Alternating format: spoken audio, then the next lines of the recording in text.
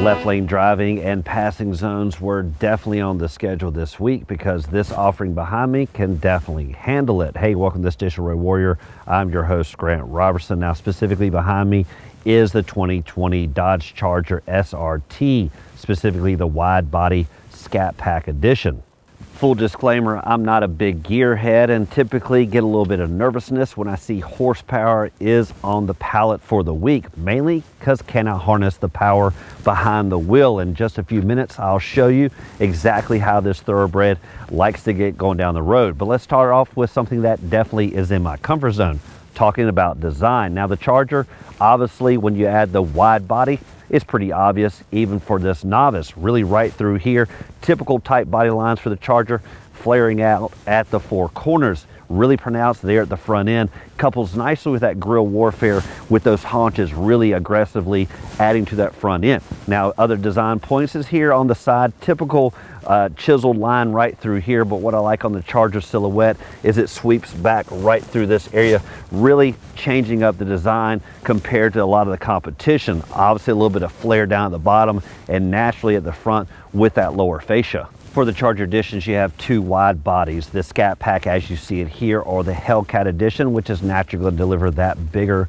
powerhouse under the hood, but both wide bodies really delivering the same dimensions overall. Now first off is wheelbase around about 120 inches for all Chargers. As for overall length, the wide bodies edging out just a hair than the other models, around about 201 inches. As for width, to be expected on the wide body, it's about 3.3 inches wider, mainly accounting for that flare out at the wheels, not including the mirrors. That number is about 78.3 inches.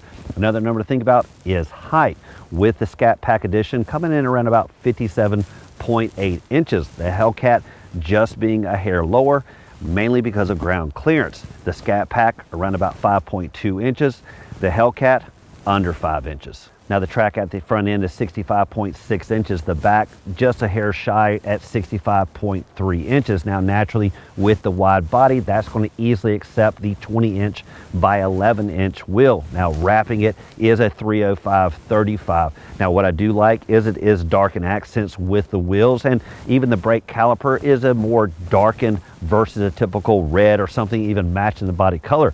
The reason I like that is because, well, there was quite a heavy buildup of brake dust, really leaving a little bit of grime here on the rims, which if it was a brighter color would take a little bit more cleaning. With this nice smoky look, well, I can let it go for an extra couple of days. From this angle, this is really where you can see that wide body stance. What you can also see is basically the bare offering when it comes to rubber and the rim warfare. Now I always talk about grille warfare, but the wheels really are setting the tone on our vehicles today, and well, they've been doing that for decades, so this is nothing new. But one thing to watch out for is the scrapes and dings, because with not a lot of rubber, well, there's not a lot of padding to go around, and well, getting too close could scar things up. And well, I'm not getting a hint of what happened on my week test drive, but sometimes it's hard to keep, well, it clean and scrape free.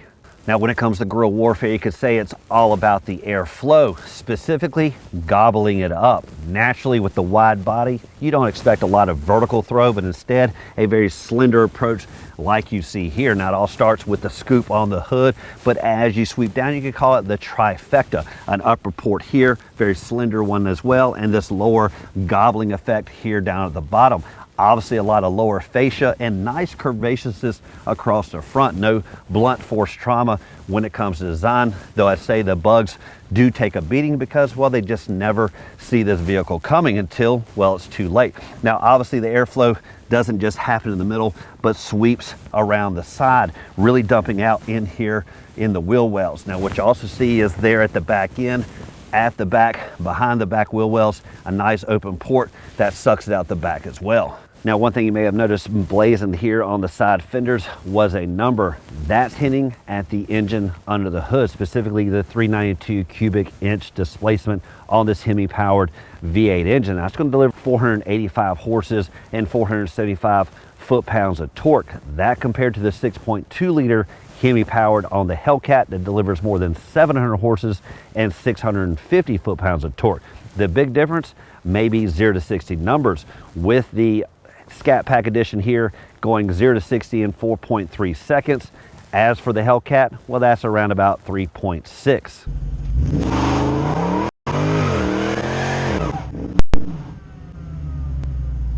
Now, the big talking point here on the wide body Scat Pack is obviously what lies beneath that hood, but there's some other design features and offerings that we need to talk about. First off, it can really handle 5 people with ease and their cargo, mainly because, well, this vehicle is so big, offering 16.5 cubic feet of space. Now, as for design back here, to be expected, a nice adorned rear spoiler in black to contrast the body color.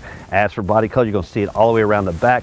Stylizing of the rear taillight that's across the Charger lineup, and dual exhaust that really sets the tone audibly for that engine up front. Now, before we dive into the pilot's position, let's look at the backseat drivers and their overall comfort. And where it starts is in legroom numbers, around about 40 inches for backseat drivers, 41 in the front. That pretty much means anyone's going to find comfort anywhere inside the Charger. What I also like is the styling of the rear bench, really with individualized attention for the outer occupants in the form of the sculpting of the rear bench and the seat back. Now, the Charger will handle 5 individuals, 3 across the back, but the only compromise might be, well, where the feet go, because, well, there's proverbial hump down there in the floor well. Now, as for other comfort levels, what you're going to find is connectivity back here in the form of 2 USBs and heated seats for those outer occupants. Even better, nice airflow through the back of the center console. Now, before you hit the gas, you definitely want to get yourself acclimated, mainly to the infotainment system, so you got good tunes. And, well, this is where all the operation of this vehicle really starts, because pretty much down below is minimal setup when it comes to radio and even climate control. Now, while we're looking down here, nice symmetricness when it comes to the volume control and tune select, and some other offerings to some controls here as well. Basically, the driving mode, launch, parking sensors, and traction as well. So this isn't really all about entertainment more than it is just simplifying life. Now, down below that is climate controls, nice huge fan speed, and all this does relate to the screen up above. Typical controls here for the temperature and some various simple cuts for the mode select. Now, going back up to the screen, this is really where it all is, and it's barely an arm stretch away. Now, first off, you do have the shortcuts down below. This is the entertainment. Now, there is no real home screen that's divided. Pretty much everything is segmented, so you're pretty much, if you want to go to climate, that's going to be full screen. I do like the fact that it's really responsive. Just reach right up and change the temperature with ease. And I like this because, again, this is barely a glance for the driver to get to this point versus looking way down here. So I'm always a big fan when climate controls and such are brought up to this level.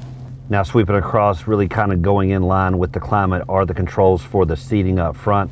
That's going to be a nice heated and cooled seat for the front occupants. Now, as you keep going, these are the apps that you can kind of move down here to the shortcut. So let's say you want a shortcut for the passenger vent, you can just simply move that down here and get rid of the controls, and that's going to pop up. Now, with the amount of options you have up here, naturally this might fall short, so it wouldn't hurt to make this more of a sliding affair down here on the shortcut. But again, if you just find your best 6 or 7, maybe you can get by. Now, the biggest one you're going to want to know is this one right here. Now, that is the dashboard, and again, for this novice, it takes me just a little bit of getting used to understand really what I'm looking at. But, well, at a quick glance, what you have across the top is track, sport, custom, and auto. Now, I left it in auto because let the vehicle figure out what I want to do, but here in just a second, we're going to take it more to the sport and the track mode. But really, the big view I like is this right here. This lets you know exactly what the car is doing. Now, when I refer to this screen really telling you what the vehicle is doing, I'm referring to the color coding there. Obviously, the transmission's in the sport mode, the traction sport mode, and so on. But as I change over here to track, that's going to change to red, and again, all the various functionality over here does as well. Now, if you go back to my comfort zone, that is auto, and just that green screen really makes me feel so much more comfortable, because really this is where I feel safer, because, well, this is my comfort zone, and naturally that econo mode is giving me the best bang for my buck when it comes to fuel economy. But another nice feature is the custom. Now, this is for the experts out there that can really kind of dial in specifically how they want this vehicle to respond, and you can go right into the custom setup, and you have these kind of digital toggle switches where you can change the transmission, maybe to sport mode, change the traction to track mode, and so on. Now, if you go to the other functions, let's say for example track, and you go back to that setup, these are locked in. This is obviously going to be the track mode, so you can't change these functions. Obviously, that's what the custom function is for. Over on the gauge clutch, you have an analog tachometer on the left and analog speedometer there on the right, but tons of digital readout there in the middle. Now you can scroll through that using the controls there on the dash, and you'll naturally get to some kind of boring stuff like the fuel economy and so on, but most of us are going to use the performance. Now this is really where you can kind of see where you're doing at a glance with the 0 to 60s. It's obviously going to tell you when you're ready for launch and so on, and that's where a lot of expert drivers, unlike me, that can really harness what this information is telling you. Now for this week-long test drive, I pretty much left it in auto mode, just that's where my comfort zone, and really what I noticed is, well, it still had some spunk to be expected that you hit the gas, this vehicle is going to respond, but obviously when you change to other functionalities, you're going to see a big difference, and we'll note that here in just a second. Now I'm in the regular auto mode, and you'll see that, well, when I hit the gas, I just get going, no big deal, just like a daily driver, but that nice proverbial growl there at the back end, well, that's still there and still pronounced. Now when I come to a stop, I'm going to switch it over to, let's say, sport mode. Now when you go to sport mode, what you're going to notice is that digital display changes, of course, and this readout over here on the dashboard changes, kind of more of an orange, more of a warning for someone like me that you better hold on. But one thing I notice now when I take my foot off the brake, well, that it really snaps and gets going. Big driving dynamics. So if this is your daily driver, I'm not going to find that that's going to be that much fun, because really just going through the good old drive-through, this is a little bit more harder control because it feels like a thoroughbred. Now naturally, if you take that over to track, well, just hold on tight. Now with it in sport mode, again, just the tap of the gas, barely the touch, really gives you that neck snapping fun, versus the auto, what you can just do is just lay into it. I'm barely touching the gas the same manner, and you can see it easing off. That just makes for a little bit different dynamics when you're driving, almost kind of bipolar-esque. And obviously with the wide body Scat Pack edition, well, you're going to expect the multi-personalities. Now when you get in the track mode, that takes it to the whole nother level. Pretty much you can put it right there, stop the vehicle, tap it, and you're pretty much thrown to the back seat. So again, all these different dynamics just means you got to understand how to harness the beast. So the giddy up and go is one aspect. The other part is the driving dynamics, literally when it comes to the steering wheel. I'm not a big fan of working at driving, meaning I don't like the clutch stance, I don't like the manuals. I like the fact that this is obviously an auto, so check one for the fact that I don't really have to work at this vehicle by moving my feet and doing the good old dance. The second is when you change it to track and sport mode, the one thing you're going to notice really is in the steering. Naturally, that is to be expected. It's going to get a little bit more stiffer, quicker response, obviously, when you turn, versus the auto. It's going to be a little bit more fluffy and comfortable around the edges. Now, when you're in auto mode, one thing you'll notice that it is so much more quieter, so much more refined. And I like the fact that this beast can settle down. But if you need her to go full throttle, just simply hit the button. Now we're all familiar with launch control, and what's great is there is a launch button, but really the dashboard can take it to the next level. Now first off is really the engine holding RPM. Now what you do is you can kind of select between 1200 minimum and 3300 maximum, and kind of take that up and down to set your launch control, really 2600, 3000, whatever it is, you just kind of toggle it out. Then what you do is you just hit the activate launch control button, and then that's going to relate you to over here. Now right here I got it in the vehicle launch at 2600 RPM. Now again, I'm a novice, so let's just see what happens. So what it's telling me to do is obviously press the brake and quickly apply the full throttle. So, well, let's just see what happens.